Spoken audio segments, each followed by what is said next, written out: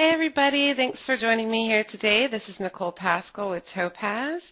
Today we are here for realistic star effects and sun flares using the new Topaz Star Effects. The new Topaz Star Effects, which was recently released, is a really convenient way to create very realistic and nice sun flares. I really love it for the sun flare factor, but it can be a pretty big challenge sometimes to make it look realistic and authentic. And I think whenever you are trying to blend it with your image, it's very important that it does blend in and people don't recognize it as being an effect. So if you are trying to be realistic with the effect and you don't want somebody to come up and say, oh, did you use a star effect on that? You want just somebody to say, wow, look at that sun, look at that light. So that's kind of what we're going to be going over today. Now, we've already gone over this image in a previous webinar, but I did want to show anybody who was not there the before and after. We won't be going over this today unless maybe we go over it at the end. Here's before. What we did with this image, we wanted to really bring out the sun, have some of those rays stand out a bit more. You can barely start to see some of the rays already there. You only see them on the top here coming through the clouds. And then we wanted to highlight the silver lining of the clouds because it's just really beautiful light coming over these clouds, and take the reflection in the water and give it a really beautiful glow just to make it pop a little bit more. And that was easily achieved within Star Effects. Here's after. Again, before and after. And we are going to go ahead and take a look at an image very similar to this one to start off with. So let's go ahead and look at this image. And this is the one we're going to be going over here first, because this will offer us several different things to work with, not only the sun, but also a little bit of a glow factor and the highlights in the clouds. So let's just first make a copy of our background and then hop on into Topaz Star Effects. This is not going to be an introduction, but I am just going to introduce those who might not have been at the introduction webinars to the program really quickly. It is very similar to our current interface that we've been working with our presets over here on the left, preset preview up top, our main preview area in the middle, and then our navigator and adjustment panel over here on the right. With the presets, all you have to do is scroll down until you see something that you might like. So if we are working with a sun flare first, perhaps I'd use this sun flare too, click on that. This would pop up over here, then I just have to make a few adjustments to make it work with my particular image if this is an effect that I enjoy. Down here I have the ability to save, delete, import, and export. The save and delete are for your user-made presets, and then import and export are for your sharing. So if you want to share with people or put them onto your other system where you also have a Topaz Star Effects. In the menu you can enter your key, you can change some preferences like turning off the tooltips that pop up. Once you know the program, you no longer really need those. You can also get to your user's guide and the tutorials page from here as well. In the main preview panel, all you have to do to see your before is click on this tab up here on the left, before, and then after. You can also use your left mouse button and your spacebar key. So lots of different ways to do that. You can also look at the before and after in the split screen mode, your before on your left, your after on your right. I'm going to go back to, and that was this icon up here, the split screen icon that allowed us to do that. The preview navigator, all you have to do is zoom in or zoom out of your image and you start to see what's going on. The red box tells you what you're looking at and you can move that around. You can also press fit to get to 100, or I'm sorry, to fit it into your window, and then you can press 1 to 1 to get to 100%. The undo and redo buttons, pretty self-explanatory. They do not work with the add and remove brushes though, so that's something to be aware of. They only work with all of the sliders at this point. We also have a snap feature. The snap feature is going to allow you to take snapshots of the adjustment panel as you work.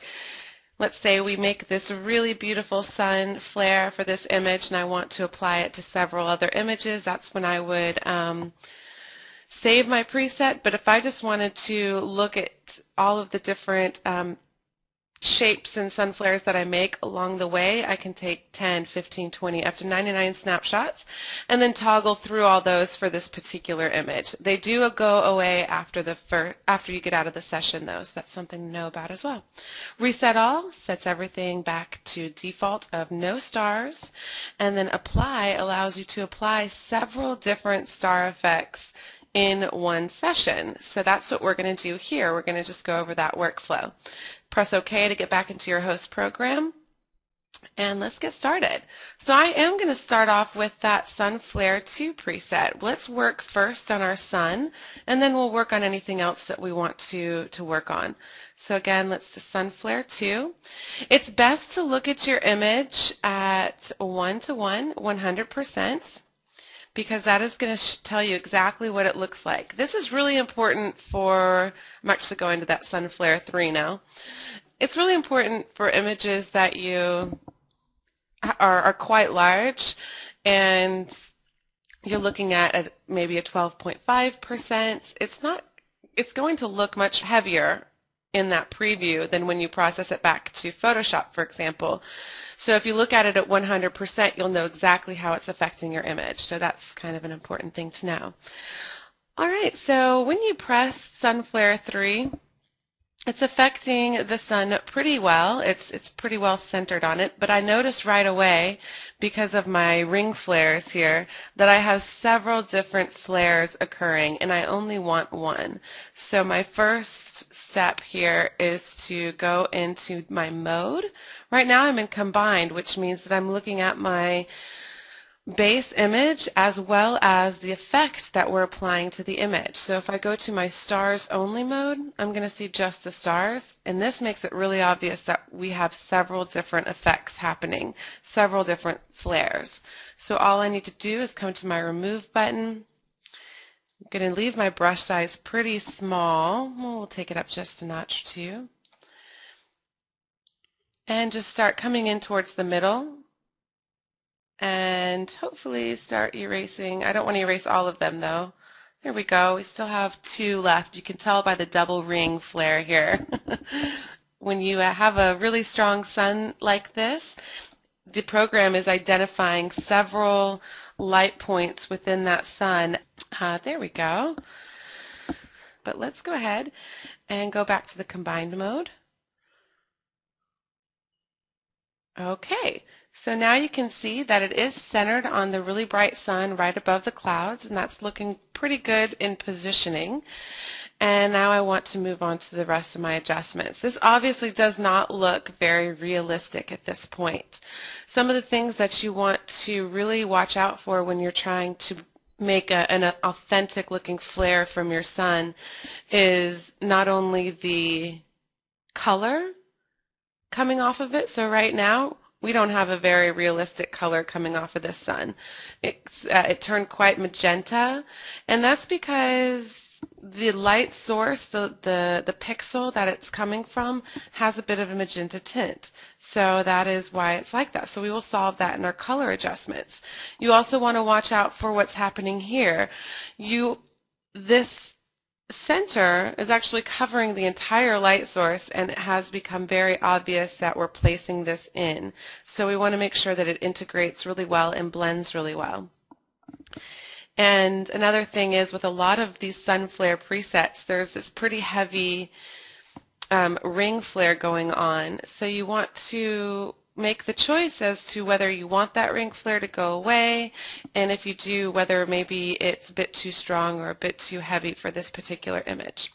So let's just keep with this particular star at the moment, but if you do want to change star types, you can easily do that by coming in here and going, let's say, to the burst star.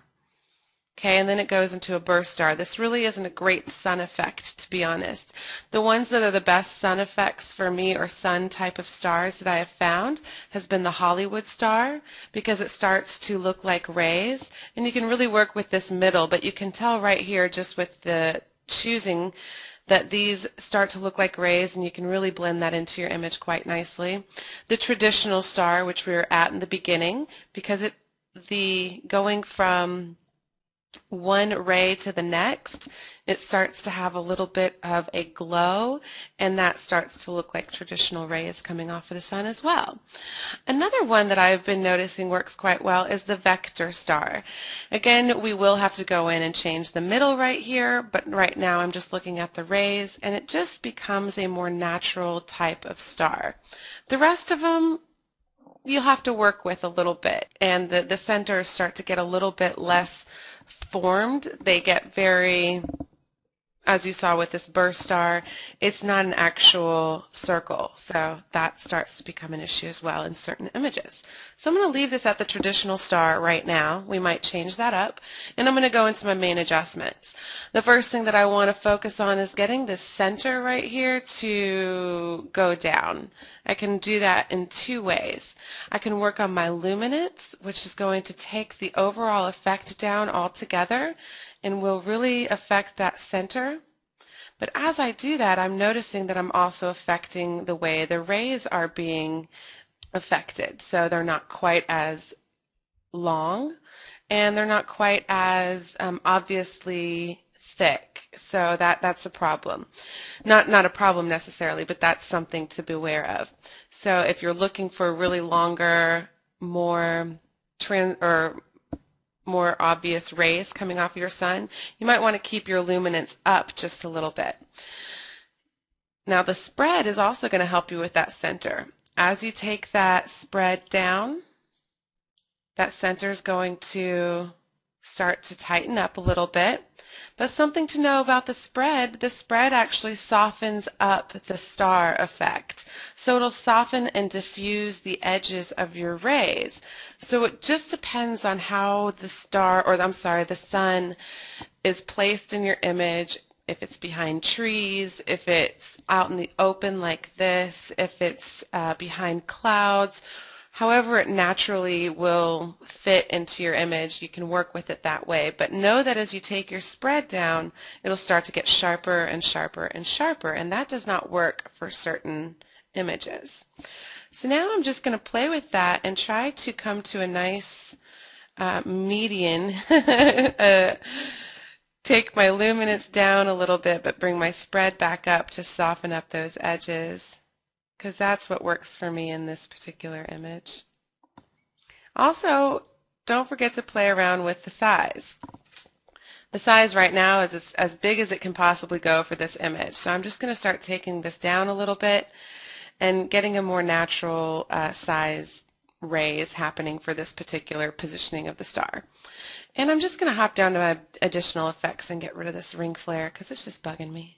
There we go. I feel better already. Okay, going back up into my main adjustments, and again just playing around with the spread and the luminance will help you decide what you need to do. Now once I have all of that kind of done, I'm going to take a look at my Hollywood star and see what I think. And I think I like that a little bit better now. I'm going to keep it right there, go back down to my main adjustments, take my luminance down just a little.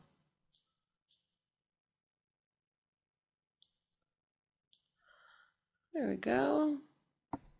And now you can change the size, do what you need to do there. You can change the angle of your star or your sun flare here if that needs to happen. But something that I think is important, especially in certain images that might be going through trees or anything like that, taking the number of points down to a more natural amount of points. So we can take this down to 6. Now you might notice that there's quite a few other little things happening here, and that's because I'm realizing in this particular sun flare preset that we started with, we have something called secondary points. So that's starting to happen, and that's going to change what we've been doing quite a bit. So now we're going to take these points back up. There we go. I thought it looked a little too sharp.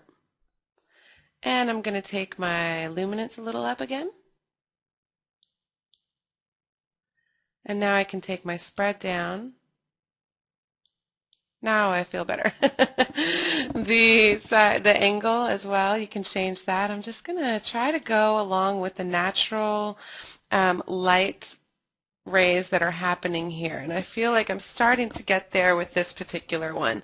Let me try to add a couple more points and see what happens. I think I'll leave it right there for now. And I'm going to go into my color adjustments.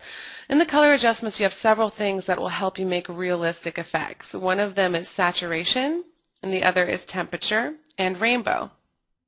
So the saturation is going to actually pull from the original light source color where it really started off from. And the temperature is going to allow you to go from warm to cool, either one. And so you can use both together or neither. When you use neither, you're going to have a white star. Take that rainbow down, it's plain white. And then you can really start to work with it. I'm going to add in some saturation. I usually like to do that from just the actual color of the sun. However, where this particular sun flare is coming from, it's a little magenta. So I'm going to go in here and add this warmth to help achieve a color that matches our sun pretty exactly. So I'm going to go real warm here. Maybe add a little bit more saturation, see what happens there. There we go. Okay, and then we have the rainbow strength. What rainbow does, and it's really nice when you're working with anything that might be a reflection or a light hitting glass and you have it popping up off of it, it adds a natural rainbow type of color going in, starting from the middle where you'll have the red and it goes out in a rainbow. Then you can increase the rainbow frequency, but I'm really not going to use that in this particular sun flare too much. Maybe come down on my rainbow strength. Okay, so let me show you where we were before. Here's before, here's after. It's still a little obvious for me, so I'm going to go back up into my main adjustments and I'm going to take my luminance down just a little. That's a little too much. Let's take that back up. Okay, I think I went from 0.12 to point, and now we're going to 0.10. Okay, here's before and after. Now one of my favorite things in the additional effects is the glow. I'm going to take the glow out. It was in the original preset, so you'll see. Without the glow, here we are. Here's before and after. We just have those really nice flares coming. And then with the glow, you just have a natural kind of haze coming off of the light source. This is really nice for night images, but I don't, and I'd say light sources like the sun that are going again through trees or an obstruction, to have a little glow that's hitting branches or the sides of objects is really nice. But in this particular instance, I just want a little bit, not too much. So here's before and here's after. And I'm pretty happy with this particular effect on this sun. I'm not trying to make it overdone and make it really, really obvious that I added this effect in. And that was the intention here today. So I think that we achieved that. Now I'm going to move on to a couple of other more natural effects as well, realistic effects. One of them, or actually both of these particular areas, will use the same effect, and it's the glow effect. The first thing I do before I work on the glow effect is I'm going to come down here and I'm going to press apply. And what that's going to do is leave my sun flare alone. Now if I go to my before image, my new base image includes this sun flare. So I really enjoy that because it allows you just to continue with your workflow without having to get out of the program. Now when I'm working on the glow down here in my reflection on the water and sand and the glow in my clouds, kind of the silver lining that's happening because of the sun reflecting off of them, it's pretty simple. My technique that I've kind of come up with, it's a straightforward technique. All I do is I come to my main adjustments. I'm not even going to worry about these presets. I'm just going to come to my main adjustments and take my threshold to 0. What that's going to do is take all of my light sources and make them all really obvious, but we're about to solve this. So there you are. That's not at all. That's very realistic, don't you think? I'm just kidding. Okay, so we're going to take the luminance all the way down too. Now when you take the luminance to 0, nothing is showing. So only this original sun effect will be there. It's taken everything else away. I'm going to take everything else I'm going to leave alone because nothing else matters in this except the size, and we're going to come back to that. Now I'm going to go to my additional effects, and I'm going to take my glow up. It's going to be, it separates itself from the original main adjustment star that you create. So right now this is way too much glow, so let's just take that down a notch, and the size is way too heavy. But it creates a very natural, beautiful glow around these things. So let's go up here and just work with the size slider in the main adjustments and the glow slider and the additional effects, and then we'll go into the color adjustments to get that lovely color back in. So here's before, here's after. It's not really super obvious, but it just gives you a really beautiful little extra glow around these where the sun is touching. So now let's go into our color adjustments and take the saturation and move that up. This will also put a little extra glow into the midst of the center of the sun as well. I'm going to take those saturation levels and move them even further up. There we go. Maybe the temperature even just a little. Now I'm going to take the main adjustments, just work with the size and the glow slider. I'm going to take my size down, but then I'm going to take the glow and move that up so it's a little bit brighter, but it's not so diffused with that size. Okay, and I'm almost done.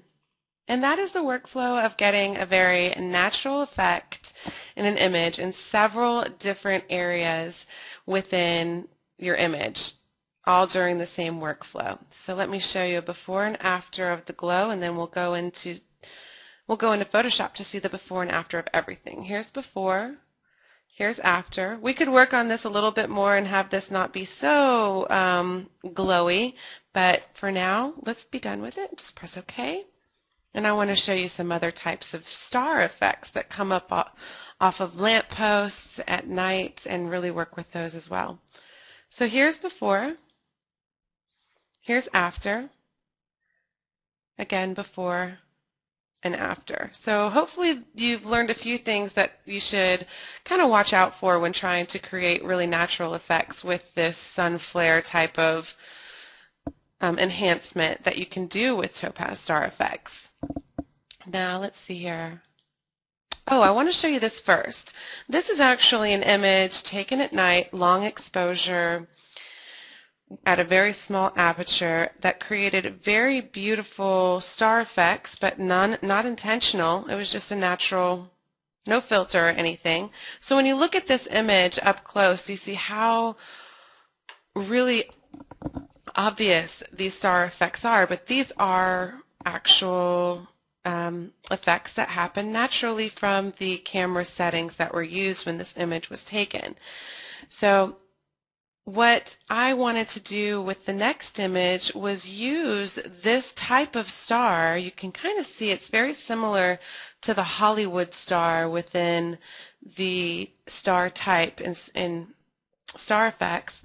So I want to use the Hollywood star and really try to get this particular look in the next image that we use. So let's go to that next image now. Here we are. Now I did work on this a little bit before, so I want to show you the before and after, and then we'll show you what I did.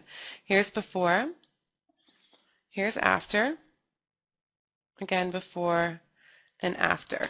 And if you scroll in just a little bit to this image, you'll see that they do have that same type of effect of going out in really thick rays from or thick spikes from the center that start to diffuse at the end and just keep getting thicker. So we were able to create this look pretty easily. So now I'm just going to get rid of this background copy and make another background copy.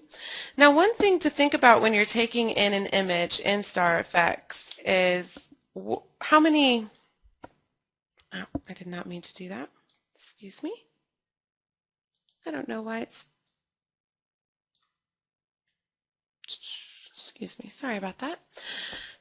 Okay, it was confusing me there for a second. All right.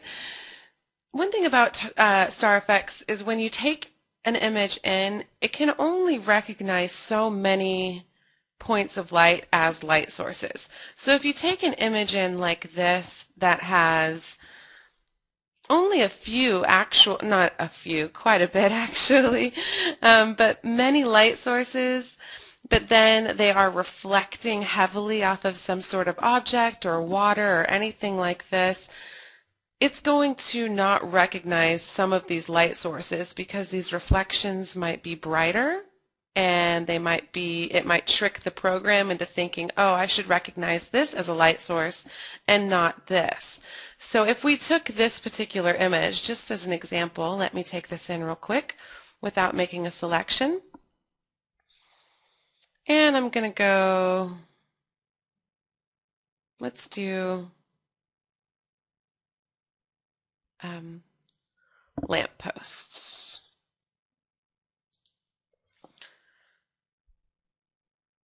Okay, so this is the lamppost. It's obviously really blown out right here because there's so many light sources in here.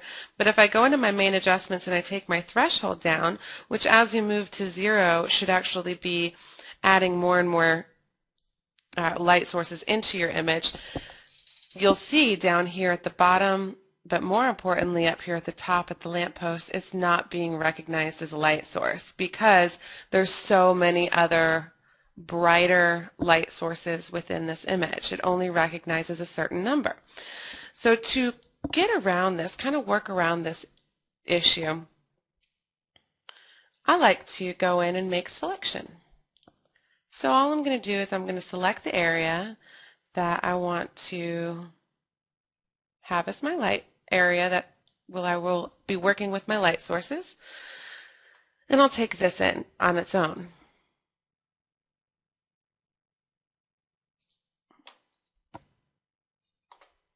And now when I look at my lamppost, you'll see that these lampposts over here were recognized as light sources. So that's just a little trick to show you. But right now what I want to do is eliminate this craziness that's going on. And one way, because there are so many light sources within this particular image, one way to kind of just get rid of all of this is to go into my main adjustments and take my threshold up. Okay, I'm going to take it up and I'll start taking it down to add in light sources. And I'll see which ones start to be added, and if it's okay, see that's not really working because these are brighter than over here. So what I'm going to do is add in each one by itself. So that's kind of the workflow that I choose to go by whenever I'm deciding if I want to use my threshold slider or if I just want to come in and I use my add remove stars. Now I know the star type is going to be that Hollywood star, but let me show you first how I know that. It's the actual shape of that other image, our little muse image. Okay, so this is the traditional star, which is not what the shape of that natural star that was created in that house image was looking like. This kind of goes to a point at the end, and I want it to flare out at the end and diffuse itself. And I know by experience that the Hollywood star is what I'm looking for. Now right now this isn't the right settings for this star at this point, but it is the right shape. So I am going to stick with this Hollywood star, and I'm going to look at my image at 100%. I was forgetting to do that. There we go. So you can really see what it's looking like as opposed to what it looked like at 50%. Now, when you scroll in, you can tell that there's several stars right here. It's not just one star. And if it's difficult for you to tell, or if you think that it might be brighter than it should be, one way that I like to see that is giving myself some ring flares. And you can tell right away you have several different ring flares. So I'm going to just go into my star settings and remove some stars until I just have one. All right, now I'm back down to one, and that's the what I'm going to go through here for a few stars, and then we're just going to go through creating them. Okay. Okay, that added a couple stars. One reason that it's adding more than a couple stars is because when you click right in the middle of these light sources, it will take all of the pixels that this brush encompasses. Now, this is version 1. I am going to try to get this brush to go down, but right now the brush size, the smallest you can go is 10. So it's going to take in a lot of light within those 10 pixels. And it will start to just be way too much for certain areas, such as what you're seeing now. So I'm going to add in just a few more on these really bright light sources.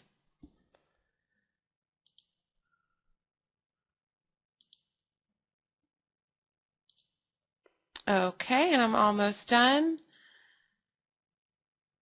Now I'm going to go into my remove, go into my stars only, just do a couple quick cleanup things, just so my stars aren't all super, super bright like this.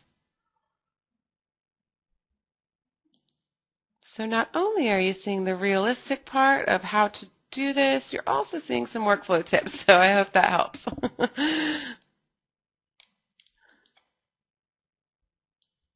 Let's see here. There we go. Let's take it away. Try to get some actual... There we go. Okay, we're starting to get somewhere now. And everything else I'll just kind of leave I'm happy with. So now I'm going to go back to my combined and work on the actual realism of the stars. I'm going to take that ring flare out now that I have used it for its purpose in this. Go back to my main adjustments, and I'm going to start taking my luminance down first. It's way too bright for a realistic star effect. So as you take that luminance down, you'll notice that with the Hollywood star, the edges of the ends of the spikes will start to become more and more translucent. And that's what we were seeing in the actual image that had these stars, this type of star in it. So that's a good thing.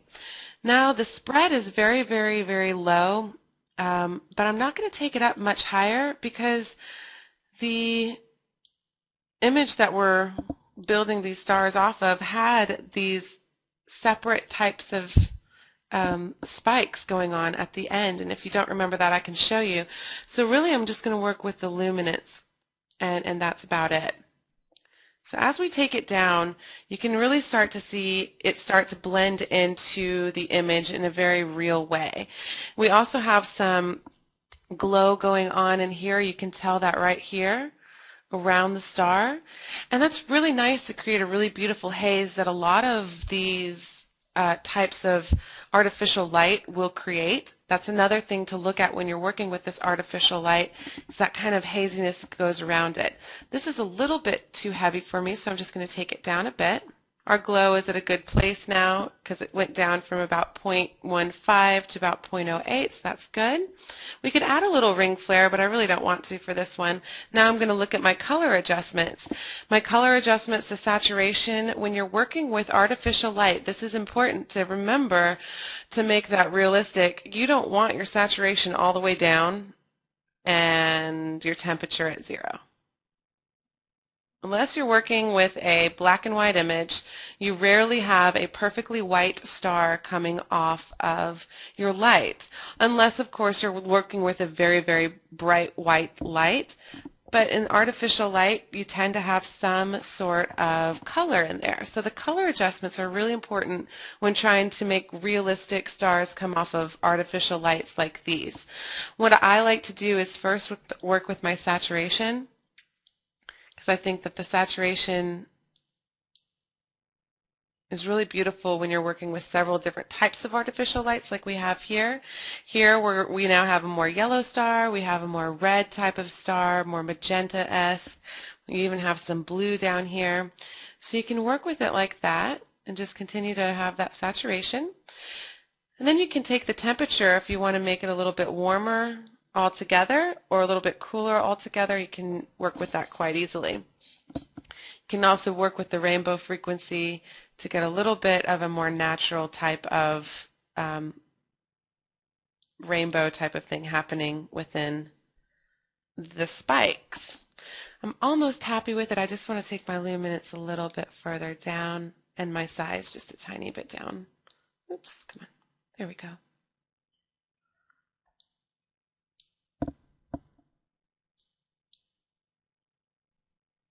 All right, I'm pretty happy, and I think that it matches the effects that we were made in the other image in a natural setting very similarly. So I'm going to say okay. We can go look at those other stars again to take a look. But let's get out of that. Here's before. Here's after. Again, before and after. Now you might want to take your time if you were working with as many artificial lights as we just did when you're working with your own images, and really go in and select all of the light sources that you really want to be affected. We really don't have the time. There are tons of different light sources going on, but just to give you a recap of the original image that we were kind of going after, here we have the stars we're trying to emulate, and you can tell here that there are several different spikes in each large spike of this, and that's how you get it kind of going into almost a triangular type of spike. It's very interesting. So I hope that gives you some ideas on how to work with both artificial light and natural light sources, on what to look for when you are trying to make a realistic and non-artificial looking effect. Now sometimes you are adding in a more graphic star to a composite, or you really want that effect to be noticeable. But when you're trying to work with a natural setting like this, a natural landscape, a natural scene where you don't want a viewer's first or second thought to be, wow, is that a fake star that you added into your image? You really do need to watch out for a few things when you're placing it into your image. So I hope this gives you some ideas on what to watch out for and how to easily create a pretty authentic looking star and sun enhancement. So with that, I'm going to turn it over to you guys for about 15 minutes. I'm going to look at these questions that are coming through. If you have any questions, you can type them into your questions module now. I'm happy to answer any, and we can go over another workflow as we go through these questions.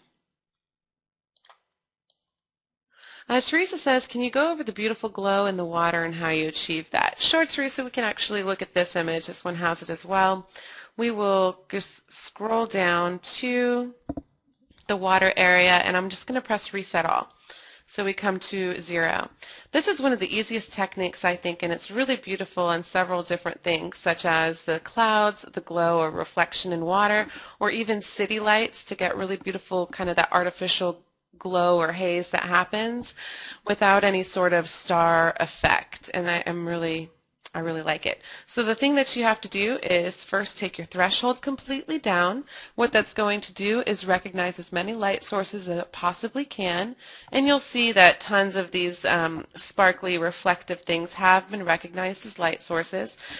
I'm not going to even worry about trying to do anything else, because what I'm going to do is just take my luminance down. My luminance is going to take away everything. If I take it down to 0, everything will disappear because it's not recognizing anything. It's not putting any sort of strength into the area that it is recognizing, should I say. Okay, and then I'm going to leave my size kind of up at this point and go down into my additional effects, take my glow up. And what will happen, because my size is a little bit high, it'll be really obvious.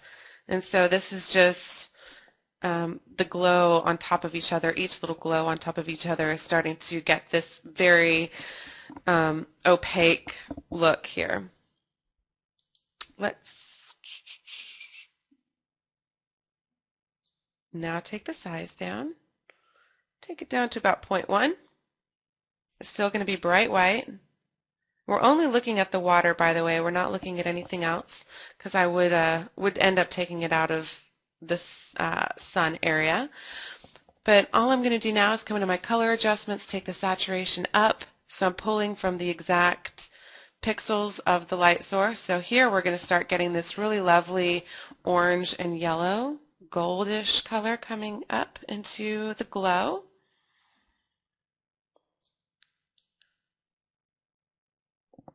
So I can go really high with that, and that's what I'm going to continue doing.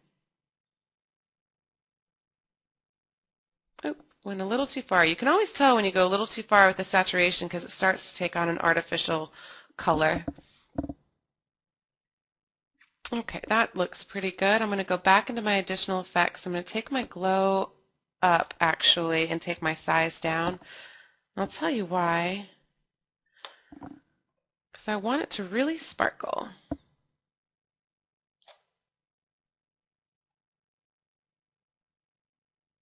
Okay, take my size down. And that's the 3 different things that I worry about pretty much when I'm working with reflection. So here's before, here's after. Now that I see how little of a difference, I might take that up to about 0.08. Okay, here's before, here's after. So it really does start to make the reflections start to pop off just a little bit more. Here's before and after. Oh, let's see here. Mark says, when doing a selection, does it cut the effect on the selection or it diffuses out of the selection? It does cut the effect on the selection. So, for example, if we cut this sun out in one square and took it out and then we made a really large sun ray, then you'd see a pretty obvious square cutout where the rays just stop on the square. So when you're thinking about the cutout, you want to cut out enough space if you have to go through that workaround. You usually don't for most images, but for some images it is something that you might want to do. For this one, you would, if you were again doing the sun, you would actually cut out a much larger portion around the sun than just the sun itself. So you'd have room to create those rays and then bring it back in and still have it blend naturally. Let's see here. Pete asked, tell me again why you wanted the ring effect. It does add a very realistic effect that does happen naturally to certain sun flares. So if you notice, certain sun flares have a very light ring effect. Also, there's a ring effect that happens off of artificial lights too, such as lampposts and those type of effects. So it's not a really obvious one all the time, but it is something that occurs with these effects. And you can just add ring effects. You don't actually have to add anything else. So let's say, for example, my alley image here. So if this is just something we've worked on before, but to give you an example, let's just reset all, add a star effect to here and here, but then take my luminance down to 0. I can just add in glow to that effect, which is actually pretty normal to add into something like this with the artificial light. Here's before, here's after. You don't have to do a star effect.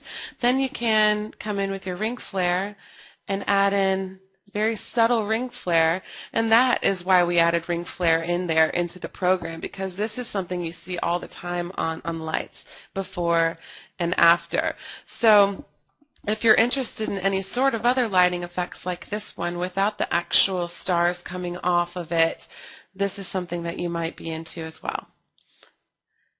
All right, everybody, thank you so much for attending, and I hope to see you at one of the next upcoming Star Effects webinars, or maybe one later this month. Take care, and I'll talk to you soon. Bye-bye.